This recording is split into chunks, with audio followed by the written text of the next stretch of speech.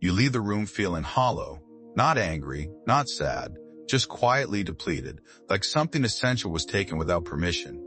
Later, you replay the conversations, wondering why something so normal left you feeling so thin.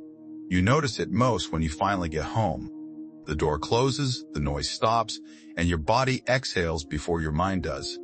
There's a faint embarrassment in realizing that being around people costs you more than it seems to cost others. People often call this shyness or social anxiety. Sometimes they say you're antisocial, aloof, or emotionally distant. But those labels never feel accurate to you. You can talk, you can listen, you can even enjoy connection. What they don't see is the invisible cost that arrives afterward. This isn't about disliking people. It's about how deeply your system processes them. Your mind doesn't skim social interaction, it absorbs it.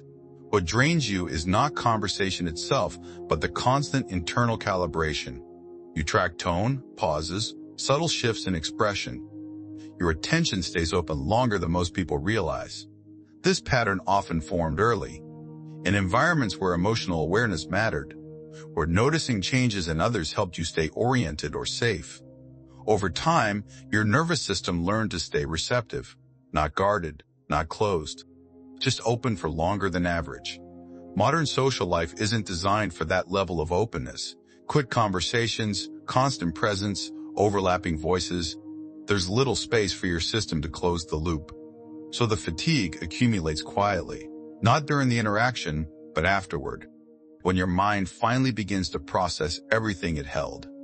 People like you often share a small set of psychological traits. They're subtle and rarely recognized as connected, but together they form a recognizable pattern. 1. Extended emotional intake. You don't just hear what's said, you register what's beneath it. Your attention lingers past the obvious. 2. Low internal filtering. You don't automatically block social information. Everything arrives with similar weight. 3. Delayed processing. You understand interactions fully only after they end. Insight comes later, in quiet. 4. High internal consistency. You adjust yourself less in the moment, which costs more afterward.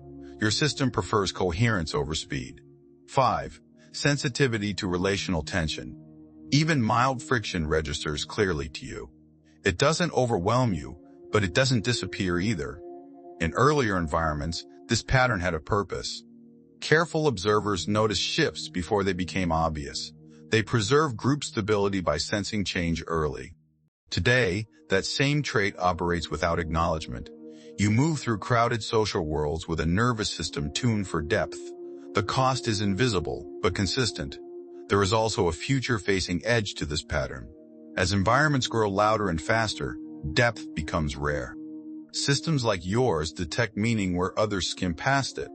You are not broken for needing recovery after connection. Your mind simply stays open longer than most. That openness has a cost and a quiet strength. If this description feels uncomfortably precise, that recognition matters. It means your experience has a shape, and that shape belongs to a small, often unnamed group. You don't need to change how deeply you register the world. You only need to recognize that this depth already defines you. And now, you know its name.